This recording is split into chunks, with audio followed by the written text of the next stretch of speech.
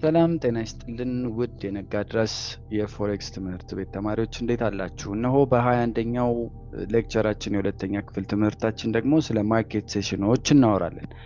እንግዲህ እንዳጠቃላይ የዚህ የማርኬት ወይም የገበያው የስራ ሰዓቶች አሉ። ፎሬክስም ምናልባት ክሪፕቶ አክቹዋሊ 24 ሰዓት 7 ቀን ነው ሙሉ ለሙሉ አለ የክሪፕቶ ዓለም ማለት ነው። የፎሬክሱ ግን ሞር ኦፍ ባንኮችን ያማከለ ስለሆነ ባንኮች ደግሞ እንደምታውቁት ያው ጠዋት ከፍተው ማታ የሚዘጉ ድርጅቶች እንደመሆናቸው የሚዘጋበት ሁኔታ አለ። ነገር ግን አንድ ጥያቄ በውስጣችሁ የሚመጣ ከሆነ ምናልባት ፎሬክስ 24 ሰዓት በቀን በሳምንት 5 ቀን ነው ብለህን ነበረ ልትሉኝ ትችላላችሁ። ያ የሆነበት ምክንያት ዛሬ ይገባችኋል። ወይም ደግሞ ለንደን ላይ ኦኬ ጠዋት በሰዓታቸው 2 ሰዓት ከፍተው ማታ 11 ሰዓት እንደ ኢትዮጵያ ባንክ የሚዘጉ ከሆነ ከዛ በኋላ ደግሞ እዛው ሞመንት ላይ የሱ ሳይዘጋ ኦቨርላፕ ስለሚያደርግ ኒውዮርክ ደግሞ ይከፈታል። ስለዚህ በኒውዮርክ መቀጠል ይቻላል።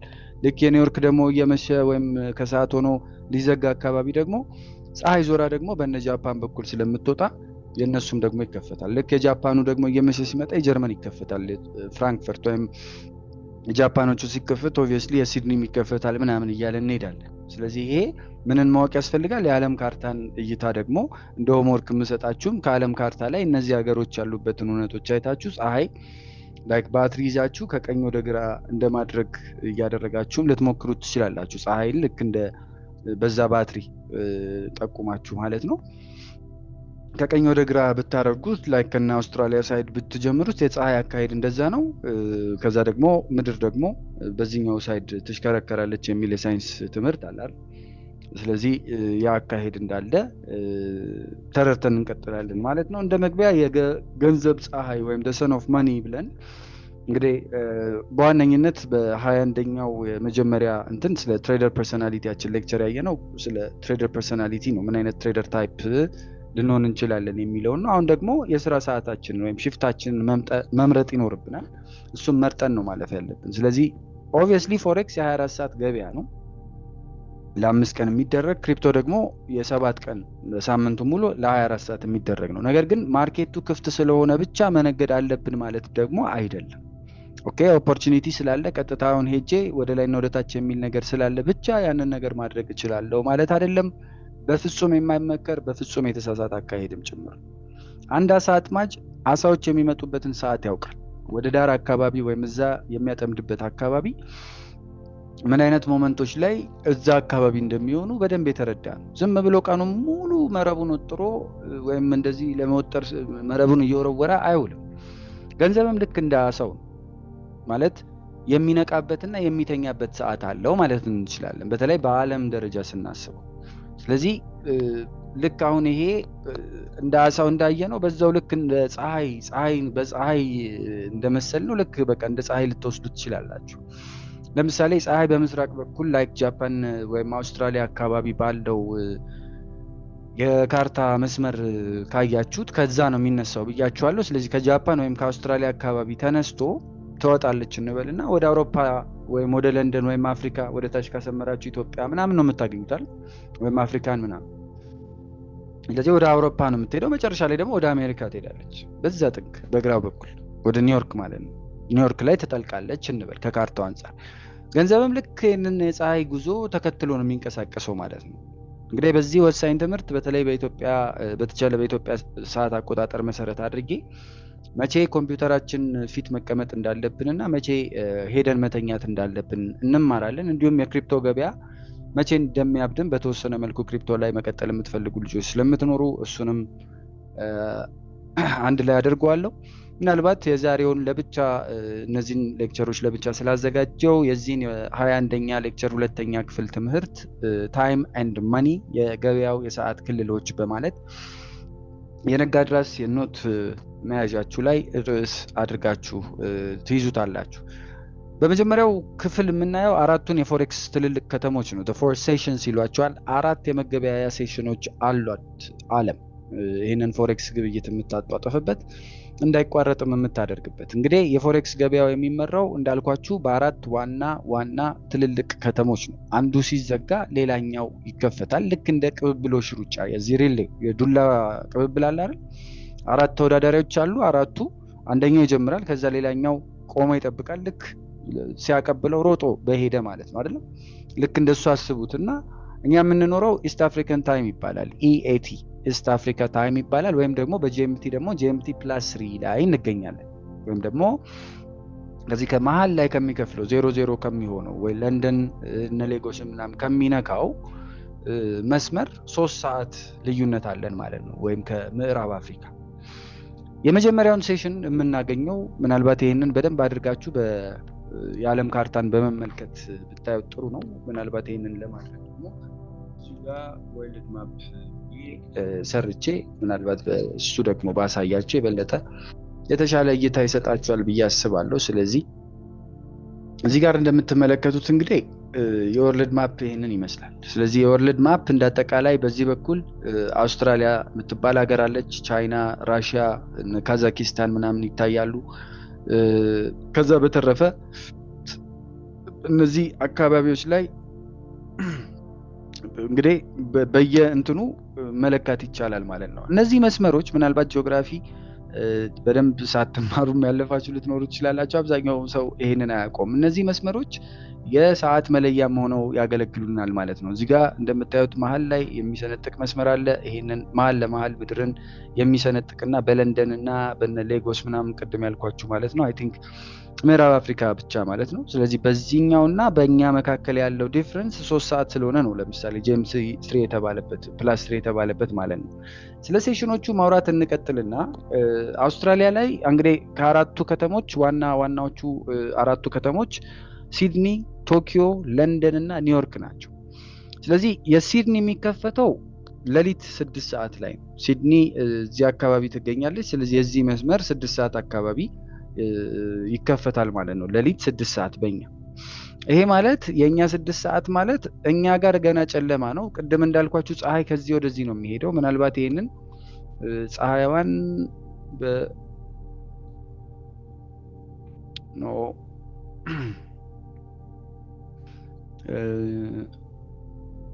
ፖይንቲንግ ሲስተም አንዴ ለመፍጠር ብዬ ነው።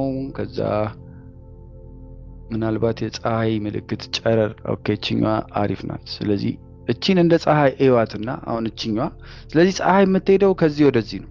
ስለዚህ እዚህ ጋር ሲድኒ ላይ እዚህ አካባቢ እየመጣች እዚህ ጋር ስትመጣ እዚህ ጋር ላሉት ከላይ ወደ ታች መስመር ላይ ላሉት እንዳለ ምን ይሆናል? ጠዋት ይሆናል። እኛ ጋርስ ገና ጨለማ ነው፣ እየነጋ ነው። ስለዚህ እንደዚህ እየሄደ ሲመጣ ምድር ላይ ኦብቪየስሊ የሲድኒ ስራዎች እየተከናወኑ እኛ ጋርስ እየነጋ ይመጣል ማለት ነው። ዞሮ እንግዲህ የመጀመሪያው የሚደርሰው ሲድኒ ጋር ይሆናል። የሚከፈተው ሌሊት 6 ሰዓት ነው ብያችኋለሁ። የሚዘጋው ደግሞ ጠዋት 3 ሰዓት ላይ ነው። በዋነኝነት ባህሪው ምንድነው ካላችሁኝ የዚህ ሲድኒ ሴሽን ላይ ያለ የገበያ ባህሪ ይሄ የማርኬቱ መጀመሪያ ነው። ብዙ ጊዜ ጸጥ ያለ ነው። በጣም ብዙ እንቅስቃሴዎች አይታዩበትም። ትልቅ እንቅስቃሴ የለውም። ማን ነው እዚህ ፖዚሽን ላይ በደንብ ንግዱን ግብይቱን የሚያደርገው ካለን ደግሞ በዋነኝነት እና የኒውዚላንድ የሚነግዱ ሰዎች እንግዲህ እቺ አውስትራሊያ ናት፣ ኒውዚላንድ እዚሁ ጋር ናት። ቅርብ ለቅርብ የሆኑ ጎረቤታሞች አገሮች ናቸው። ኒውዚላንድ እቺኛዋ ናት እንደምታዩት ደሴት ነገሯ። ይሄ ደግሞ አውስትራሊያ ነው። ሶ ቤዚካሊ የኒውዚላንድ እና የአውስትራሊያ ዶላር ሜጀርሊ ለሽያጭ የሚቀርብበት ሁኔታ አለ ማለት ነው። ከዛ እንለፍና ወደ ጃፓን እንሂድ። which is ጃፓንን የምታገኙት ደግሞ obviously ከዚህ ወደዚህ በምንመጣበት ጊዜ ሜጀርሊ አውስትራሊያን አልፏል። ስለዚህ የጃፓን ኤሪያ ደግሞ እዚህ ጋር እንደመሆኑ መጠን ከዚህ በመነሳት ልክ እዚህ ጋር ሲደርስ ደግሞ የቶኪዮ የጃፓን እንቅስቃሴ ይጀምራል ማለት ነው። እንግዲህ ተቀራራቢ ናቸው። ያን ያህል የተራራቁ ናቸው ማለት ይከብዳል፣ ወይም የተራራቁ ናቸው ማለት አንችልም። ስፔሻሊ ከአውስትራሊያ ጋር በመስመር ደረጃ የተቀራረቡ እንደመሆናቸው፣ ነገር ግን ደግሞ ጃፓን ትልቅ ኢኮኖሚ እንደመሆኗ ከኢኮኖሚነትም ባለፈ ደግሞ በጣም እንትን ያለ ሰፋ ያለ ጃፓኒዝ ከረንሲን የሚጠቀም ወይም የሚገበያይ ማህበረሰብም ስላለ ከዛ ሀሳብ አንፃር በጣም ልዩነት ፈጣሪ የሆነ ፖዚሽን እንዳላት መመልከት ያስፈልጋል። ምናልባት ቀጥታ ከአውስትራሊያ ጋር ተመሳሳይነት ያለው ሰዓትም ላይ እናገኛቸዋለን። ምናልባት የአውስትራሊያ የሲድኒ ፖይንት እዚች ጋር ናት። ጃፓንን የምናገኘው ደግሞ ቀጥታ ወደ ላይ ስንሄድ እዚህ ጋር የቻይና በዛኛው ጎረቤት ያለች ቻት ቶኪዮ ሴሽን ማለት እዚህ ጋር ጠዋት ሲሆን ማለት ነው። ይሄ በዋነኝነት ደግሞ የሚነሳው ማታ ወይም ሌሊት በእኛ 8 ሰዓት ላይ ነው። ከሌሊቱ 8 ሰዓት ላይ ነው። የሚዘጋው ደግሞ በእኛ ከረፋዱ 5 ሰዓት ላይ ይሆናል ማለት ነው። እዚህ ጋር በዋነኝነት ባህሪው የዚህ ገበያ ወይም የዚህ ሴሽን የቶኪዮ ሴሽን ጃፓን፣ ቻይና፣ ሲንጋፖር ወዘተ የሚነቁበት ሰዓት ነው። እነሱ ሳውዝ ኮሪያ በጣም ትልልቅ ገንዘብ የሚተዳደርባቸው ሀገራቶች እዚህ ጋር አሉ እንደምታያቸው። ታይዋን ቀላል አይደለችም። ሲንጋፖር በጣም ትልቅ ሀገር ናት ወዘተ።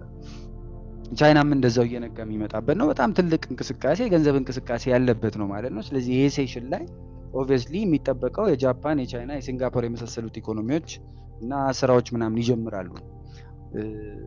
እንዳጠቃላይ ምን ይንቀሳቀሳል እዚህ ፖይንት ላይ የጃፓን ሲከፈት ማለት ነው የጃፓኒዝ የን ጥንዶች which is USD JPY እና GBP JPY በዋነኝነት እንቅስቃሴያቸውን እዚህ ጋር ተነቃቅተው እንትን ይላሉ። ለአብዛኛው የኢትዮጵያ ትሬደር ይሄ የመኝታ ጊዜ ስለሆነ ብዙ ጊዜ አይመከርምም፣ ያን ያህል ቦታም ሲሰጠው አናይም።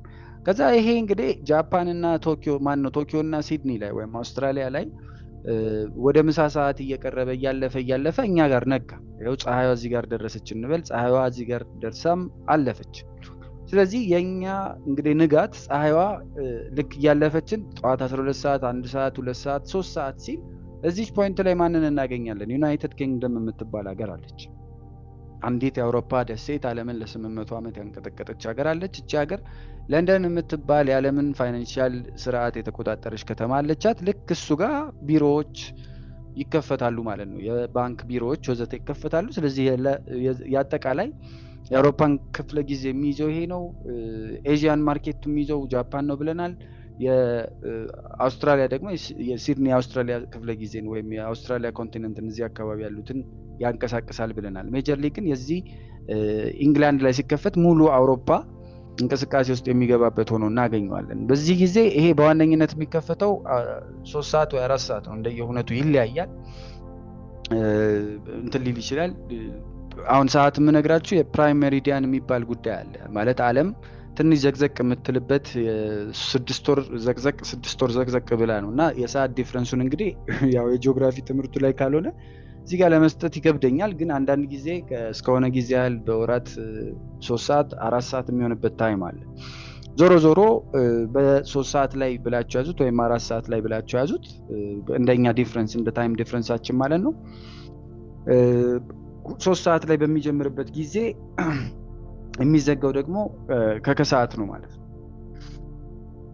ጠዋት ይከፈትና ከከሰዓት ይዘጋል። ባህሪው በዋነኝነት ለንደን የዓለም የፎሬክስ ማዕከል ናት። ሙሉ የፋይናንሻል ኢንዱስትሪው ማዕከል ለንደን ናት ተብሎ ነው የሚታሰበው። በዚህ ሁኔታ ውስጥ ከ30 እስከ 40% የሚሆነው የአጠቃላይ የዓለም ግብይት የሚፈጸመው እዚህ ሰዓት ላይ ነው። በጣም ትልቅ የሆነ ግብይት፣ ትልቅ የሆነ ሊኩዊዲቲ፣ ትልቅ የሆነ የገንዘብ እንቅስቃሴ የለንደን ሴሽን በሚከፈትበት ጊዜ ነው የምናገኘው።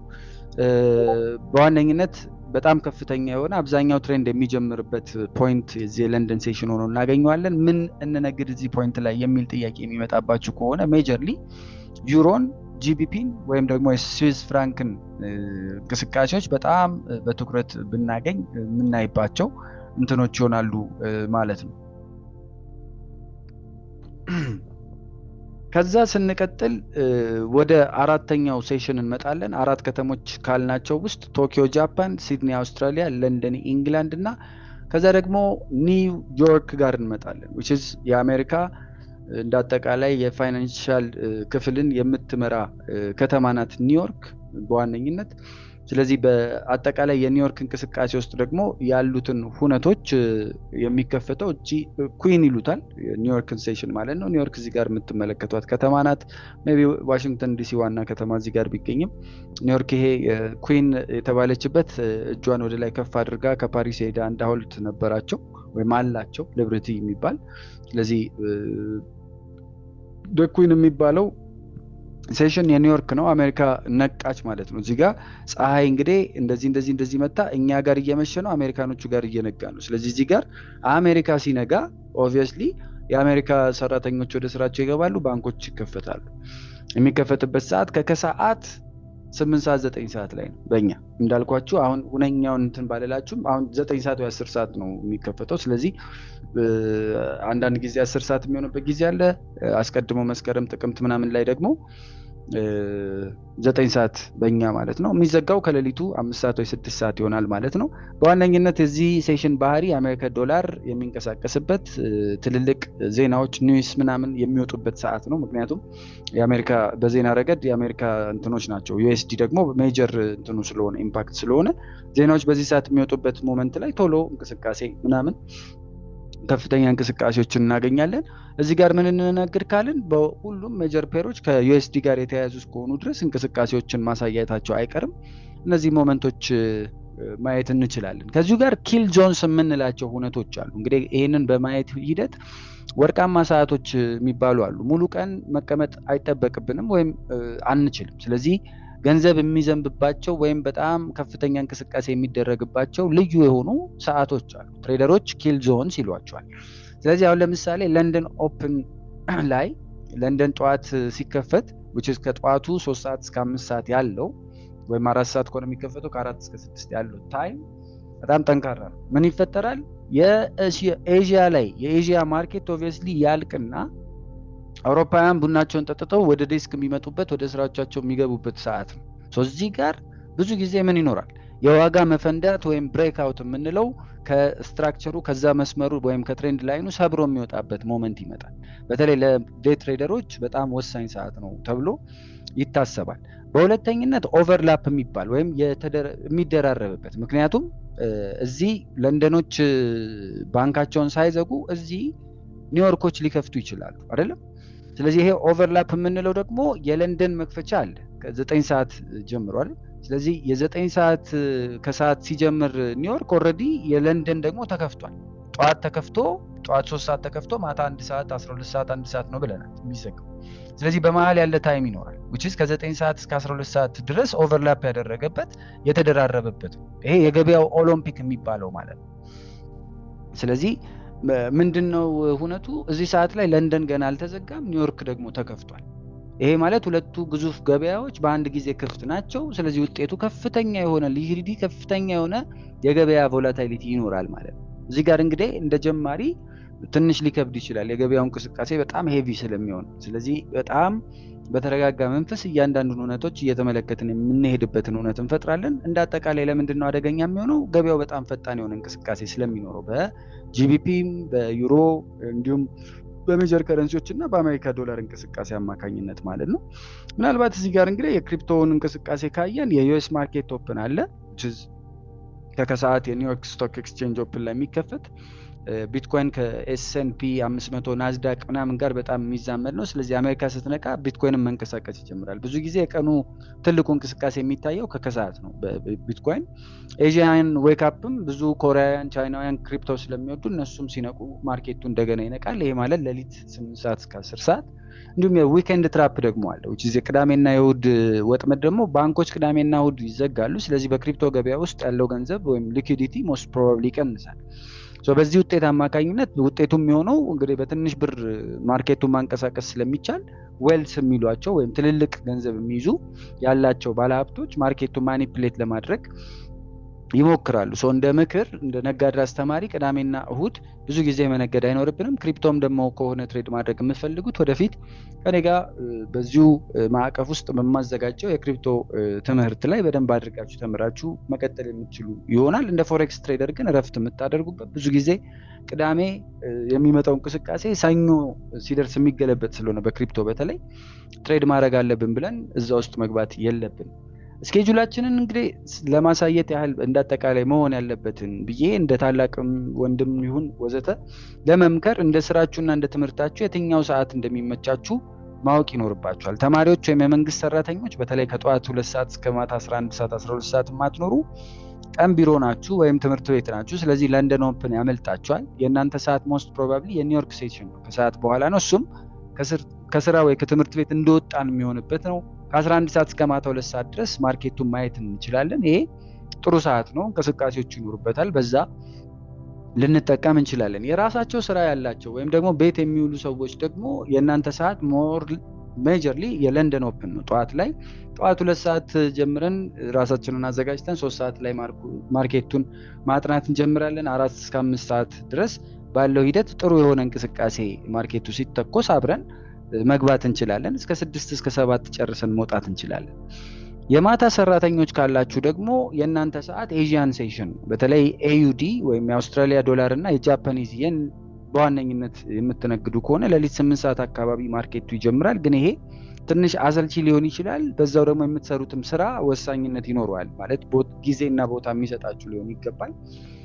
በተረፈ ፔሮችንና ሰዓታቸውን ስናይ ማለት ይሄ ፔሩ ማለት ንግድ ከመጀመራችን በፊት ሴሽኖቹ ጋር ማገናኘት ማጣጣም መቻል አለብን። ስለዚህ ጠዋት ላይ ለምሳሌ ለንደን ሴሽን ላይ ዩሮ USD which is እዚህ አካባቢ ፀሐዩ እዚህ ጋር ስትሆን ሜጀርሊ የስራ እንቅስቃሴ ያለው እዚህ ጋር ነው። ምክንያቱም እዚህ ጋር ፀሐይ ስትሆን ገና ኒውዮርክ አልነጋም፣ ሌሊት ነው። እዚህ ደግሞ እየጨለመ ነው፣ ከስራ እየወጡ ነው። እነዚህ ገና ወደ ስራ አልገቡም፣ ተኝተዋል። ስለዚህ እዚህ አካባቢ ያለው እንቅስቃሴ ሜጀር ይሆናል። ስለዚህ ዩሮ USD፣ GBP USD፣ ዩሮ GBP፣ USD CHF ከስዊስ ጋር ማለት ነው በጣም ይንቀሳቀሳሉ። ከዛ ደግሞ ከሰዓት በእኛ ወይም የኒውዮርክ ሴሽን ደግሞ በሚመጣበት ጊዜ ሁሉም የUSD ሜጀር ጥንዶች ጎልድ እንዲሁም ቢትኮይን ጥሩ እንቅስቃሴዎች ይታዩበታል። ሌሊት ላይ ደግሞ በእኛ ሌሊት ላይ በአውስትራሊያ ወይም ደግሞ በቶኪዮ አካሄድ ምን ይሆናል ማለት ነው USD JPY which is AUD JPY ራሱ ወይም AUD USD በጣም ጠንካራ እንቅስቃሴ ሊያሳዩ ይችላሉ። ከዚህ ጋር በተያያዘ ማለት እንደ ስህተት ደግሞ ሌሊት 9 ሰዓት ላይ ተቀምጠን ዩሮ GBP ለመነገድ መሞከር ለምሳሌ ሞኝነት ነው። ምክንያቱም ዩሮ ተኝቷል። ለምን አውሮፓውያኑ እንግሊዞቹ ተኝቷል። ስለዚህ ማርኬቱ አይንቀሳቀስም፣ ዝም ብሎ ይቆማል ወይም ስፕሪድ ይሰፋል። ያን ያህል እንቅስቃሴዎች አናገኝም። ስለዚህ ገንዘቡ በነቃበት ወይም የገንዘብ እንቅስቃሴው ንቁ በሆነበት ሰዓት ብቻ መነገድ ይኖርብናል ማለት ነው። እንዳጠቃላይ በዚህ ሂደት ውስጥ ያዘጋጀሁላችሁ የዚህ የሴሽን ምንነትን የሚገልጽ ትምህርት ይህንን ይመስላል። እንደ ቤት ስራ የምሰጣችሁ በዚህ ሁለተኛ ክፍል ላይ አንደኛው ስልካችሁ ላይ የታይም ዞን ኮንቨርተር ትፈልጋላችሁ። የጀነራል ኖሌጅ እውቀታችሁን ለመለካት ነው። የለንደን እና የኒውዮርክ ሰዓትን ጨምሩበትና ሰዓታችሁ አለው። ስለዚህ ታይም ዞን ኮንቨርተር ላይ አሁን እዛ ሰዓት ስንት ሰዓት እንደሆነ ስንት ሰዓት ነው ብላችሁ እዛው ሞመንቱ ላይ ጻፉ፣ በእኛና በእነሱ ያለውን ሰዓት። ከዛ በተረፈ የትሬዲንግ ቪው ላይ ያለውን ሰዓታችሁንም መመልከት ይኖርባችኋል UTC ምን እንደሚል። ስለዚህ እሱን እንደ ሆምወርክ ልስጣችሁና እዚህ ጋር የሚለው ሰዓት የUTC +3 ነው ምንድነው፣ አዲስ አበባ ናይሮቢ ነው ምንድነው የሚለውን እቺኛዋን ነገር መቀየር የምትችሉ ልጆች ቀይሩ። እንደ ሆምወርክ ሰጥቻችኋለሁ ሀውቱ ብላችሁ ከዛ ምላሹን ነግራችኋለሁ። ከዛ በተረፈ ኦብዘርቬሽን ነው የምሰጣችሁ። ብትችሉ ነገ ጠዋት 4 ሰዓት ላይ የምትችሉ ልጆች ለንደን ኦፕን ላይ ማለት ነው የGBP USD ቻርት ትከፍታላችሁ። GBP USD ግሬት ብሪቴን ፓውንድን ከእንትን ጋር ያለውን ማለት ነው። ስለዚህ በዚህ ሁኔታ ውስጥ እንግዲህ ሜቢ አሁን ለምሳሌ 12 ሰዓት ነው። 12 ሰዓት ላይ ማለት ይሄ ባለ አንድ ሰዓቱ 1 2 3 4 5 6 7 8 እያልን የተከፈተበትን ሞመንት መለየት እንችላለን። ካልሆነ ደግሞ እዚህ ጋር ነው ይሄ ነው ኦፕን ያደረገበት ሞመንትን አሁን ይሄ የዛሬ ማለት ነው። ስለዚህ ይሄንን ኦፕን ያደረገበት ሞመንት በደንብ ትለዩና በደንብ ተመልክታችሁ እስቲ ያለውን ሁኔታ የምታሳዩን ይሆናል ማለት ነው። እንዴት እንደሚቀየር ጀስት ማየት ብቻ ለኔ ሳይሆን የምታሳዩት እንዴት እንደሚቀየር በግሩፕ በኩል ትወያያላችሁ። ምን አይነት መቀየር እንዳሳየ ምንም አይነት ስትራቴጂ ምንም እንትን ሳይሆን ያለውን ሁኔታ ወደ ላይ ወጣ ወደ ታች ወረደ ብቻ የሚለው። ከዛ በተረፈ ከከሰዓት በኋላ ደግሞ በነገው የከሰዓት እንትን ሁኔታ ላይ ደግሞ የኒውዮርክ ሴሽን ላይ ኒውዮርክ ኦፕን ላይ ተጠብቁና የጎልድን ወይም የቢትኮይንን ቻርት ትከፍቱና ፍጥነቱ ምን እንደሚመስል እዛ ሞመንት ላይ ያያችሁትን ትጽፋላችሁ ማለት ነው። ከዛ በተረፈ ለራሳችሁ የሚስማማውን ሺፍት እንድትመርጡ ኮዲው ለማሳወቅ ወዳለው ይሄንን ለኛ የምትሰጡን አይደለም። ኖታችሁ ላይ ግን እኔ የጧት ሰው ነኝ እኔ የከሰዓት ሰው ነኝ ብላችሁ በተመቻችሁ ሁኔታ ማለት ነው። በዚህ ኤሌመንተሪ ስኩል የመጀመሪያ 2-3 ትምህርታችን የአንደኛ ክፍል ትምህርታችሁን እንግዲህ በሙሉ ሸፍነናል። ቴክኒካሉን ማንነታችሁንና ጊዜውን ለማወቅ የጣርንበት ሁኔታ አለ። ምናልባት በቀጣይ ትምህርታችን ደግሞ ወደ ትሬንድ አይደንቲፊኬሽን ወይም የማርኬት አቅጣጫን የመለየት ሁነት እንገባለን። አፕ ትሬንድ እና ዳውን ትሬንድን በቻርት ላይ እንዴት እንደምንለይ እንማራለን። አብራችሁ የቆየሁት መምህራችሁ ናትናኤል ብሩክ ነበርኩኝ። እናንተም በትዕግስትና በትህትና ይህንን ትምህርት አምናችሁኝ እየተማራችሁልኝ ስለሆነ እንዲሁም ደግሞ በትጋትም እየጣራችሁልኝ ስለሆነ ፈጣሪ ያሰባችሁትን ያሳካላችሁ፣ በያላችሁበት የተማራችሁትን ከልቦናችሁ ውስጥ ያሳድርላችሁ በማለት የዚህን የ21ኛ ክፍል ሁለተኛ ሌክቸር ትምህርቴን በዚሁ ለማጠናቀቅ ወደድኩኝ። በርቱልን፣ በያላችሁበት ሰላማችሁ ይብዛ ለማለት ወደድኩ። ሰላም።